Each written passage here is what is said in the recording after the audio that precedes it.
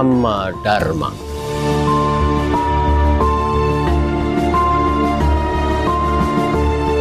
Hanggantaraken pitutur liwur serat Mahabharata kawedhar kagantaraken dening Ki Ngabei Edi, ilustrator Agil Wahyu Kusuma, kameramen Dani Rahmawati, editor Firmana Setiabudi, pengarah acara Ibu Tuti Erno, sugeng hamidhangetaken.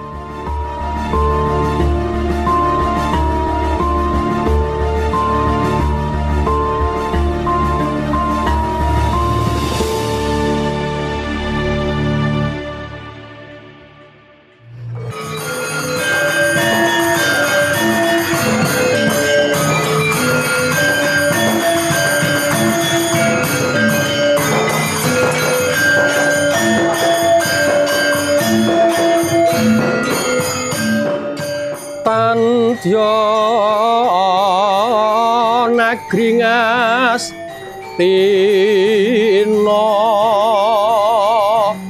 tandha-tandha jaman sawegung gumelar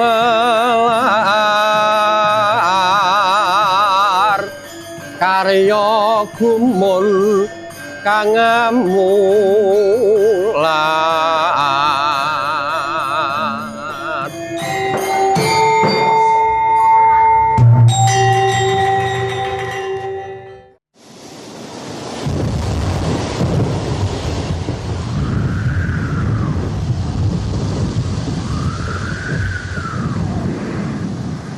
Kacarita ing Madyaratri negari agung nagari Ngastina, wantine sepi sonya marengi mangsa Kartika tengahing candra kebekan tondo-tondo alam. Peksi kokok beluk samyambekur, mret gantil ganter sonajak samyambaung.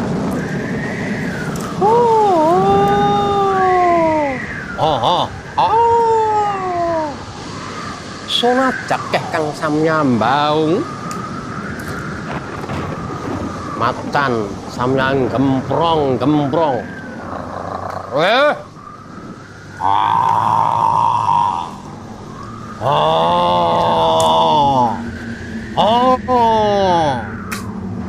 Gajah samyang ngempret. Sung pratandha negari Ngastina badhe wonten kawontenan ingkang anggegirisi Natkala Samana amarengi Prameswari Agung Putri Gandari nguwataken ponang Jabang Bayi.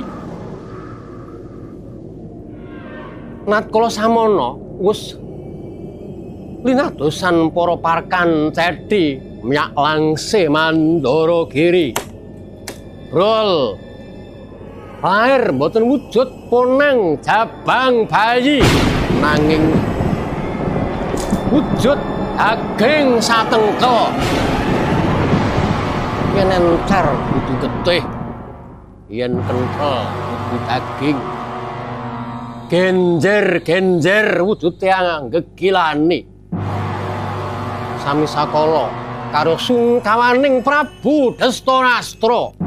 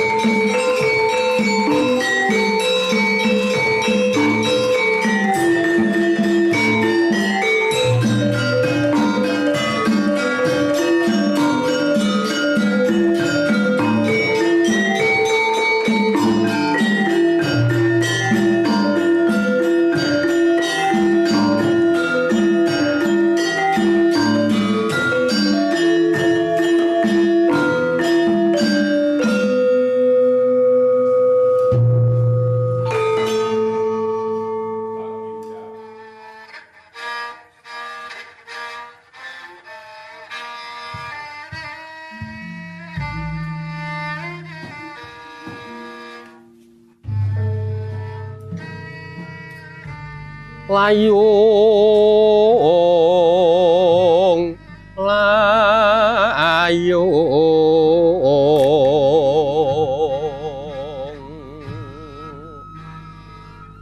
layung layung sungkawanipun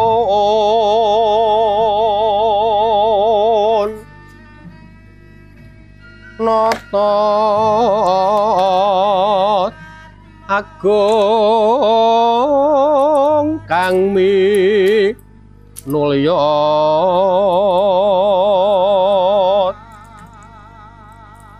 Prabu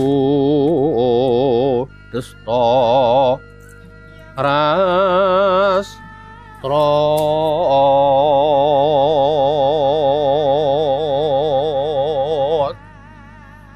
karana lairing kang putra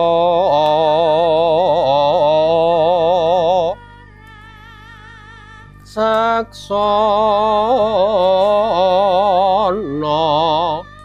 karya ruditing driya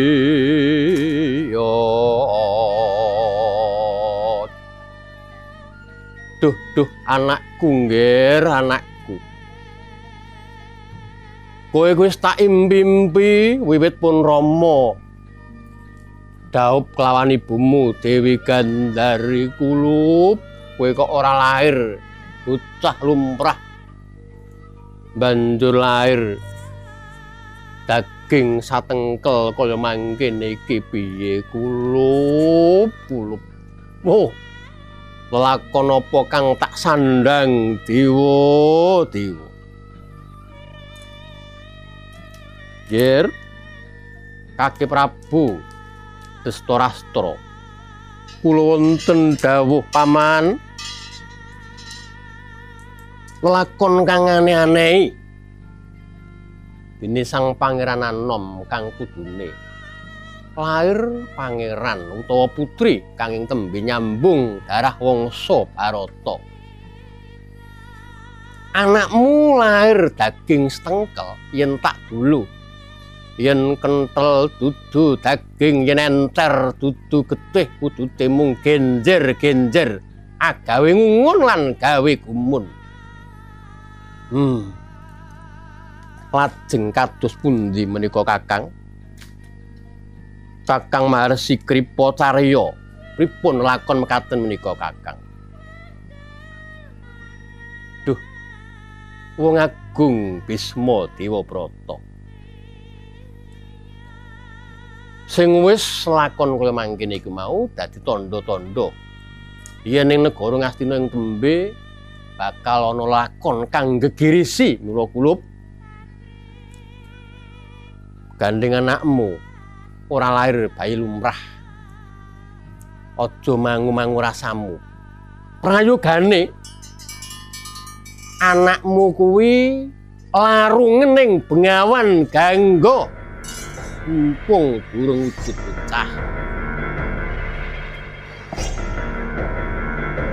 mumpung durung wujud bocah wujute ngibarat kaya geni sapelik mungguing ngerapak mumpung durung babar dadi beda kaki sebratke wae langrungen wae ing Bengawan Gangga Kaki Prabu aduh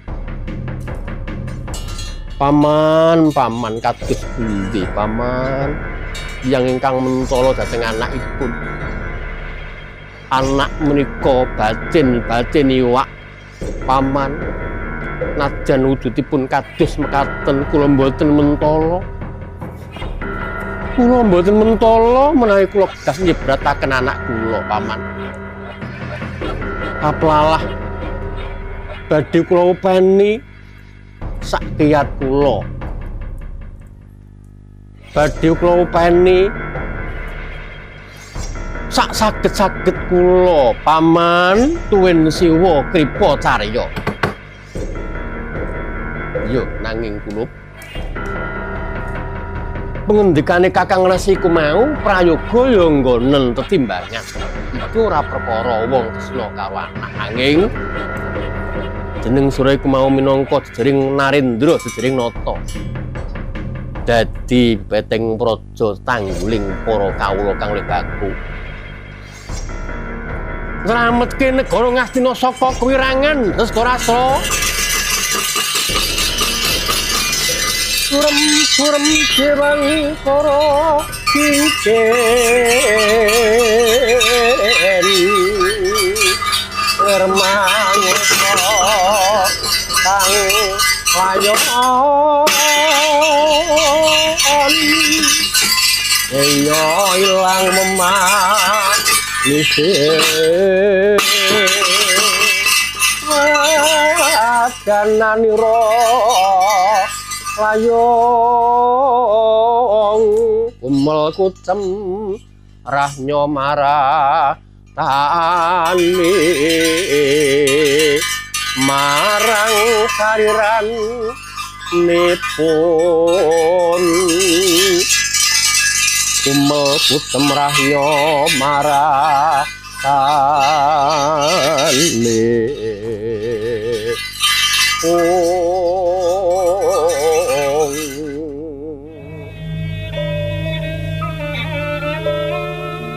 Prisaksana denya mangke datan kinira kaya ngapa sungkawaning penggalih Prabu Drestarstra. Menggalih proganipun ingkang putra ingkang mbabar daging satengkel wau to. Sami sakala kemutan dumateng ingkang Rama. Raja pinandhita ingkang lenggahing pertapan Meru ya pekat pertapan Saptarga. Nadyan namung kendel nanging Sang Nata angesti rahipun Sang Maharsi muter giling rahipun Resi Wyasa sami sakala kepiring swanten dumegeluk pratandha rawing Sang Maharsi Resi Wyasa dateng sapa lenggahane Tritang Maha Yogi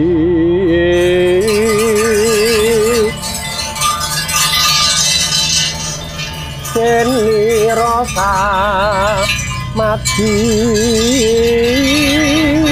mungwing patra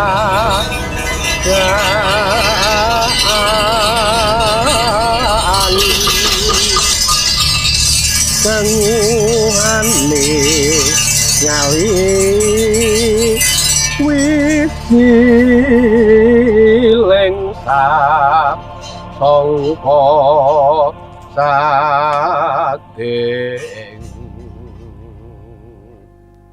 saking anggraning ukir aduh Rama kados pundi wayah paduka menika Rama Resi anakku nggih anakku Kaki Prabu iya sareo sawetara atimu Drestarstra sapa wong ora susah yen katempuh lelakon kaya mangke anakku mau Kencana Wingka najan janjane anak mau wingko ning katone tumrap wong tuwa kuwi kaya dene Kencana utawa batin iwak najan gandane batin wong kuwi jenenge anak ya ditresnani Lho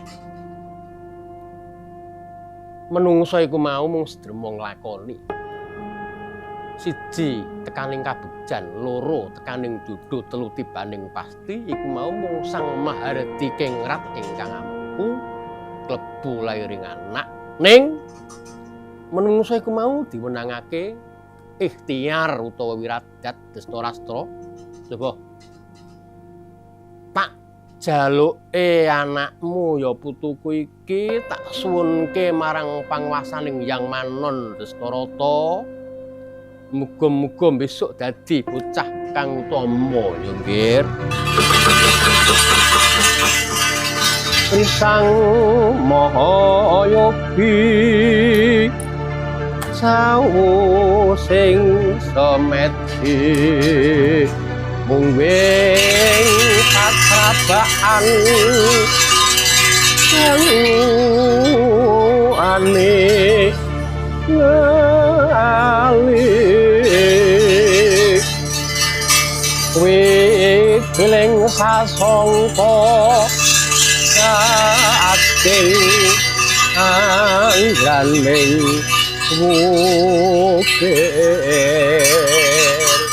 agaring karnan ya sira kacarita kanang jejabang kang wujud tengklaning daging saksana pinanta panta dening Resi Wyasa dados 100 cacahipun winadaran ing kantong karumba ginantung mungwing anjang-anjang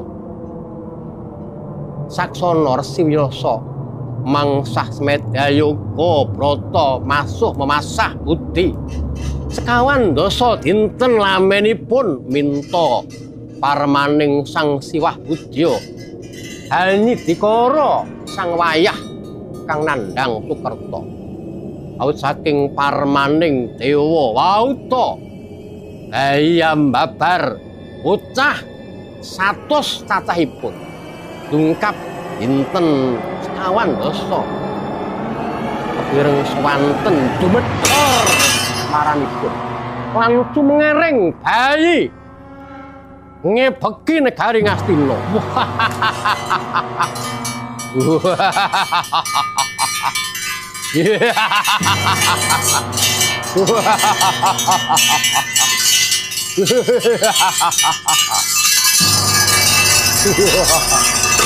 wela wah ayo aduk budi wela jaya iki dono gedhi Mas Mas nderek Kang Mas nderek Kang Mas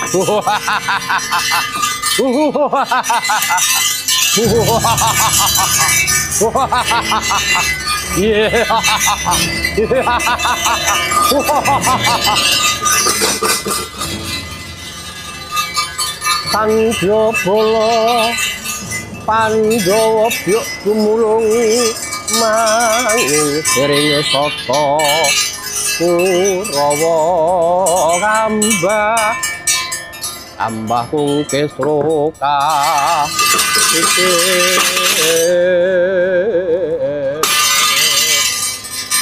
ring sata Kurawa kambah kung kesroka putranipun Narpati Dastarastra lan Dewi Gendari ingkang 100 cacahipun wis pinaringan nami ingkang pembarep pinaringan nami Raden Duryudana ya Jakapitana ingkang ageng angka kalih Raden Dursasana karan sinebut Dursasana ingkang angka 3 Pawestri sinebut Dewi Dusalah ya Dewi Dursilawati Wikarna Durmagati Citraksa Citraksi Durmuka Gardapati Dursaha Durgempa lan sak pepadane 100 cacahipun sinebat para Kurawa anut laguning Kurawa nguni atine sang abi manyo kena ing sidra sanjo sang atyagi ngambil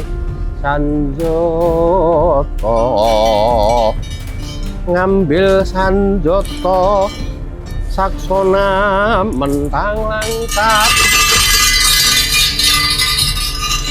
guguranang gono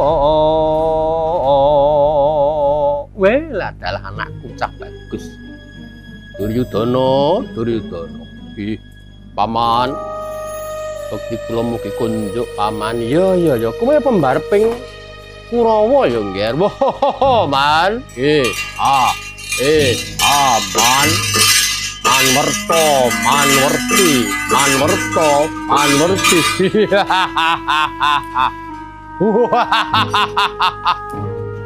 Kula panenggaking Kurawa, man. Kula Dursasana, man. Iya. Pancen jenengmu Dursasana ya, Le. Nah. Ajar lungguh sing apik. Boten saged lenggah kados Kang Mas niki. Saged kula nggih ngadeg ngene iki, man. Man. Saya Durbagati, man. Saya ini adalah cakep-cakepnya para Kurawa. Gewoi, man. Aku Gewoi, man. Oh iya. Niki nyempluk dhewe iki Durmagati jenengmu ya, Le. Nggih. Saliman. Ya kene ajar salim. Nah. Mah. Yo Durmagati. Man. Kula Citra, man. Citra sapa? Titraksa, man. Nami kula Titraksa, man. Ya, Titraksa. Kula inggih Citra. Titraksi, man. Cah sakmene gedene kok omongane kok ya urung cetha terus cetamu sok kapan to, Le? Benjing, man. Benjing cetha piyambak. Nggih. Kula putra paduka pun Wikarna, paman. Iya, Wikarna gagah perkasa ganteng iki ponakku kuwi ganteng dhewe iki. Duryudana lan para Kurawa. Nggih, wonten dawuh kula, man. Sira iku mau anak ratu ya, nggih. Aja nganti ngisin-isinke wong tuamu. Oh. Duryudana pembarep kowe besok calon ratu negara Ngastina. Piye? Unggah-ungguh tata krama slaga lagak lagian mbarep iku mau adaan di tiru dening adine. Mula ya sing ati-ati. Nggih, paman. Piye ngestokaken dawuh? Oh, krungu dhewe dawuhe si paman. Denggugu karo aku lho, Cang. Nggih. Kok kula gadah nami Duryudana niku maksude napa to, Man? Duryudana kuwi mau abot. Yuda kuwi mau perang. Dadi kowe tak gadang besok. Dadi senopati sing tangguh. Abot mungsuhmu yen nandingi karo kowe. Oh, mekaten. Lah kula Dursasana, man. Asline jenengmu ki Dusasana. Dus kuwi mau abot. Sasana ki mau kendali. Kuwi basa Sanskerta lho, Ngger. Oh, ngoten, man. Tegese kowe iki ya bocah sing rada angel dikendhaleni wong tuwa. Ah nggih, wegah dikendhaleni. Kaya jaran mawon ya ora ngono. Cah cilik iki ya kudu gelem dikandhani karo wong tuwa. Nggih, man. Lan sak piturute. Kalau sampean iku namanya kok Sengkuni, man. Katanya seng itu bau, kuni itu penguk. Berarti sampean baunya penguk, no, man. Bocah bayi kok bisa ngomong-ngomong wong tua. Iya. Suman. Su itu asu, man itu men. Berarti sampean itu seorang cowok yang kayak kirik ya, man. Wes. Si bocah turun dulu tenan iki. Kok dene. Wes. Ayo sik kita jak dolan ning pasar gede negara Ngastina. Ning ora kena do nakal lho. Oh iya, siap, man. Nggih. Awas do nakal titenono nggih. Ayo cah. Ayo sini neng pasar. Saya juga ingin tahu pasar itu kayak apa kok. Yes, ayo. Nah. Ayo.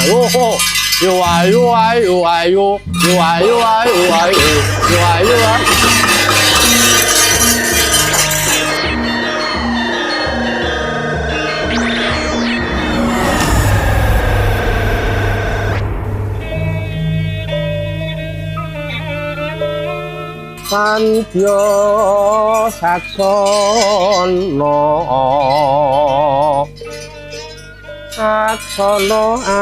amanjing peken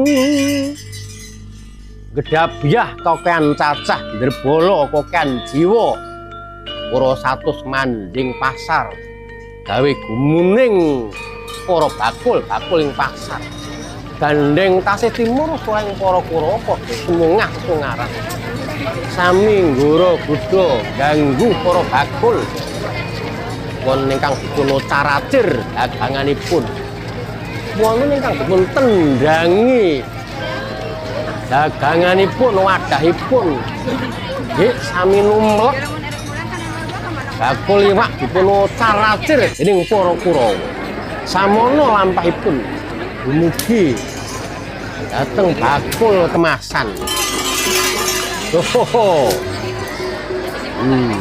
iki bakul perhiasan iki apik iki Le jenengmu sapa Le nggih Ndoro kene muntula kene aja ndelik nang isor lapak kaya ngono iki ora diajrih niku kok tiyang kathah sanget. Iki bakul apik-apik iki apa Le? Menika priasan utawi rerenggan. Kalung, gelang, sekupe. Iki ya emas. Nggih, emas Raden. Yen ngono wanehno aku kabeh. Lho. Kok manehke pripun nggih tumbas ngoten lho niki nggih kulaan kok. Kowe kira kawula to. Kawula karo wani karo bangsa Gusti. Wani ya? Lho. Nek janipun niku nggih mboten. Nek panjenengan meksa nggih kula nggih pantun. Wo. Aku lak jijet nyawamu kok. Ayo. Pangeran. Ayo.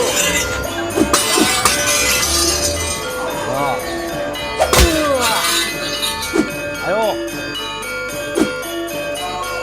Iki sing mbok jaluk. Jambak rambutmu Le. Iyo. Yo.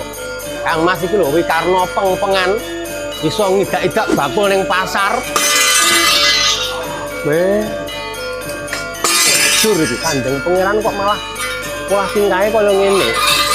Ayo. Yen pancen kowe peng-pengan malsa Le. Wis. Aduh. Ayo. Ayo. Ora wedi aku pangeran apa. Aduh.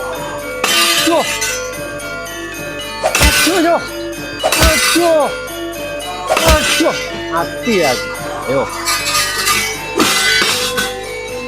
Ayo. Aduh, mati aku. Aduh, Bang Mas. Ayo.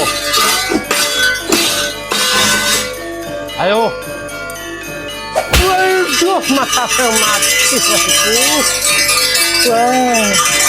Aduh, nyun ganti Kakang Mas, nyun ganti. Wah, iki karepe dhewe iki bocah. Bakul mah gembelengan dursaha iki. Ku ya ora wedi, sing rada lemu aku ya ora wedi. Adamu tambah rambutmu. Waduh, botol batukku paman. Yo, waduh.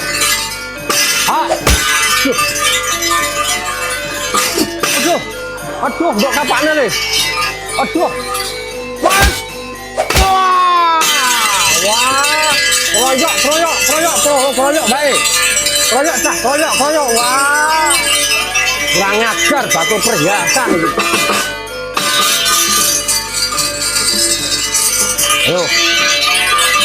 Ayo iki tekelan bocah ayo. Tekel bae. Kroyok. Lah nganti. Ayo, kroyok bae. Ayo.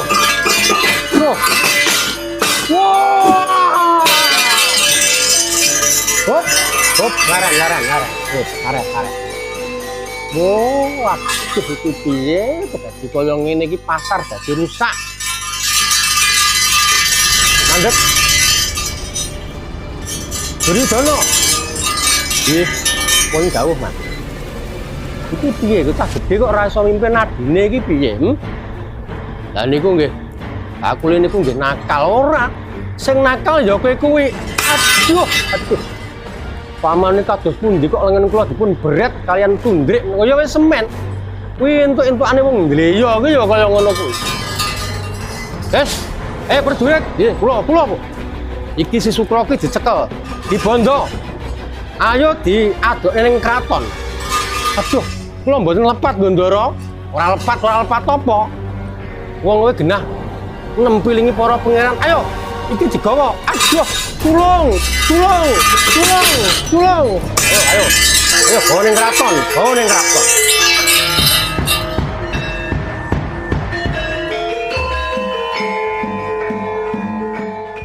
Para miyarsa, mekaten gancaring carita wayang.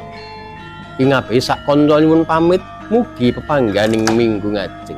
Nuwun.